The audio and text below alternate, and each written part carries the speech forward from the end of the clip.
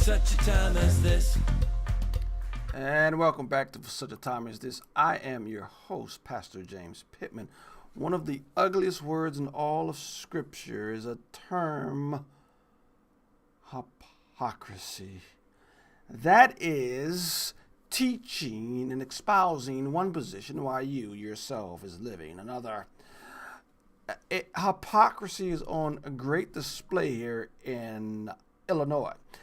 Apparently, this was a story that broke last month in January, but I just ran across it. Let me show you hypocrisy on display. Alderman Ed Burke's aldermanic record has defined him as an ardent supporter of gun control. That's why many people did a double take when federal prosecutors announced that investigators had found nearly 24 guns, not in his home, but in his offices. And a source tells CBS 2 the weapons were, at least at one time, on display in cases at his office in City Hall. Signs posted outside prohibit anyone, even a concealed carry permit holder, from bringing a gun into this government building.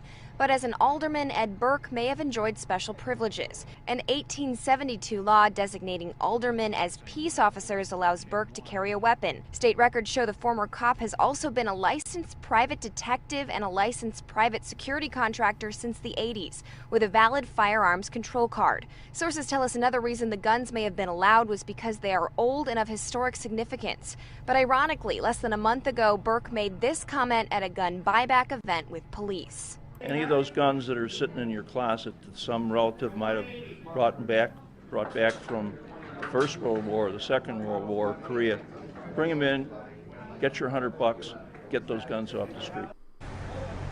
Now, we reached out to Burke's lawyer and federal prosecutors to clarify some details about these guns, where exactly they were kept, and whether any of them were actually in working order.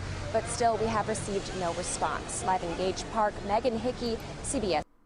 That was Ms. Hickey from the local CBS affiliate.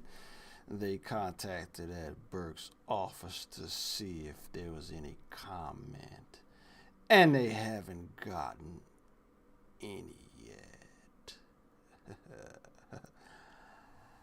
Now, again, that was early January of this year, last month. And I looked, and I don't see any update to the story. But here's one thing. It seems like this is a classic case. Do as I say, not as I do. And as all these politicians in Illinois want to take away your guns, and want to take away your right to bear arms. They themselves, they not have one, not two, not 3, 4, 5, 23 firearms. 23 of them. And I can ask what you need with 23 of them. Why you don't need 23.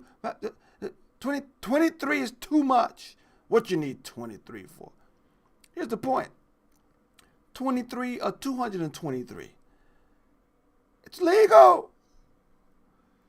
But you have these politicians going around telling you that you shouldn't have the guns, while they themselves are taking guns into government buildings with those big fat signs that say no firearms.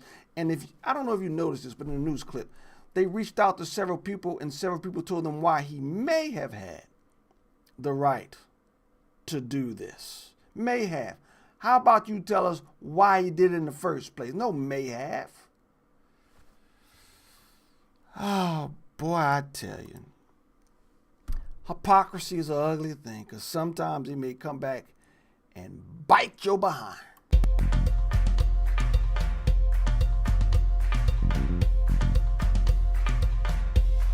For such a time as this.